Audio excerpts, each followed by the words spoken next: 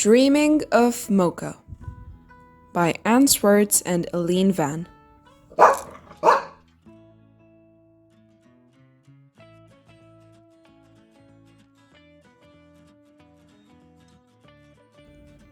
Florence wants a dog.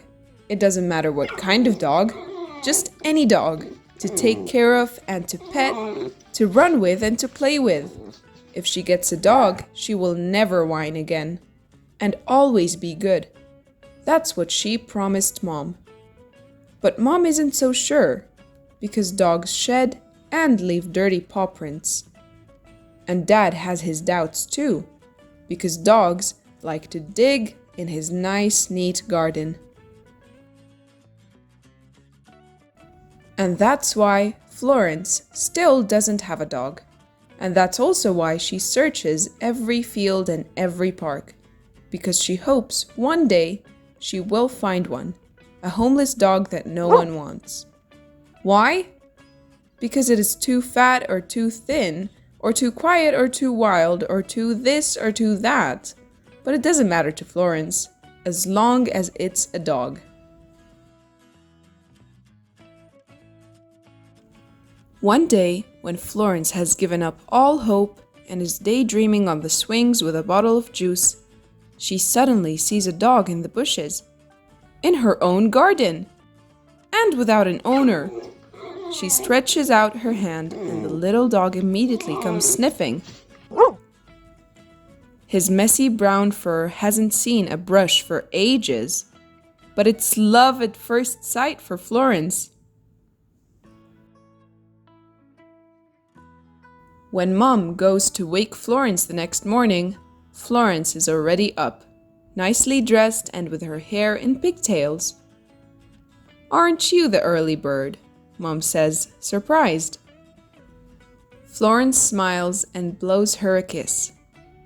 At breakfast, Florence talks non-stop about this and that. But when Mom and Dad aren't looking, she lets pieces of sausage and cheese slip into her pockets. After breakfast, Florence disappears to her room, but a moment later, she storms down the stairs again. "I'll be outside," she calls to Mom in the kitchen. "All right," Mom says. Shortly afterwards, Mom walks through the hall with some laundry. But what does she see there? It looks like a tornado went by and there are muddy tracks everywhere, from little feet. Or are those little paws?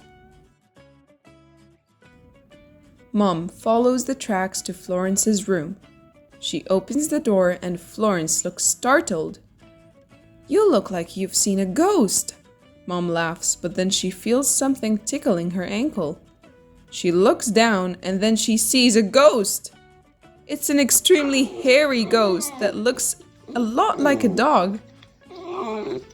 "This is Mocha," Florence says softly, pointing at the little tag on his collar. "Please, Mom, can I keep him?" Mom can't believe her eyes. She is very upset. "Let's discuss this with Dad," she stammers. Until they know who Mocha's owner is, Mocha can stay with Florence. They have the time of their lives. They run through the garden, go hunting for bears, jump in the leaves, scare the neighbor's cat and lie down in the grass, or dig deep holes in the garden. With Mocha on her lap, Florence dreams of even more exciting adventures.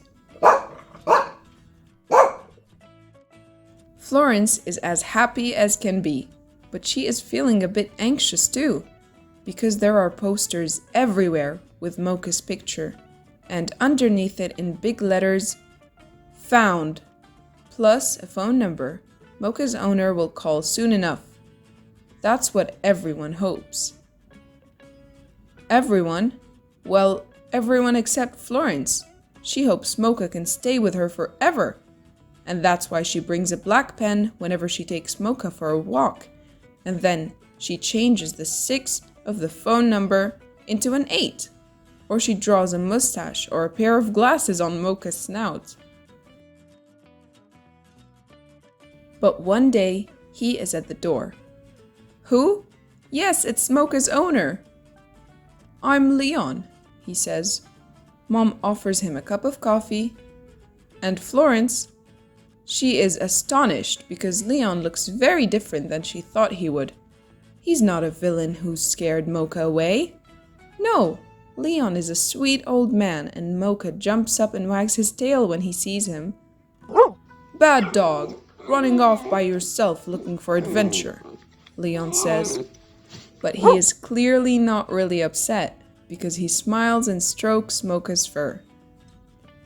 Florence gets a funny feeling in her stomach. She really wants to be happy for Mocha and Leon, but she just can't. She's going to miss Mocha. Leon comes to visit often, as promised. Florence is waiting anxiously long before they arrive. And when they are almost at the house, Leon unleashes Mocha. Mocha sprints ahead until he lands in Florence's arms. The reunion is always a happy one. But that's also why saying goodbye is always so hard. Shall we get a dog too? Mom suggests one day. Dad nods enthusiastically and Leon's eyes sparkle, but Florence shrugs and looks at the floor. Deep down in her heart, she only wants Mocha, but she doesn't want to say that, because she really likes Leon. When Leon leaves with Mocha, Florence watches them as usual, until they are no bigger than 2 small dots. But this time, the dots stop and turn around. Maybe Leon forgot something, Florence thinks. The next moment, Leon and Mocha are back. Leon has a big smile on his face.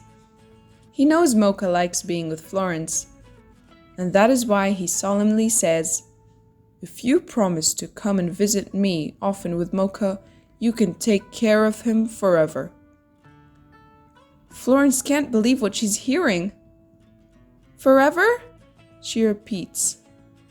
"Yes," says Leon, loud and clear. Florence's heart jumps with joy.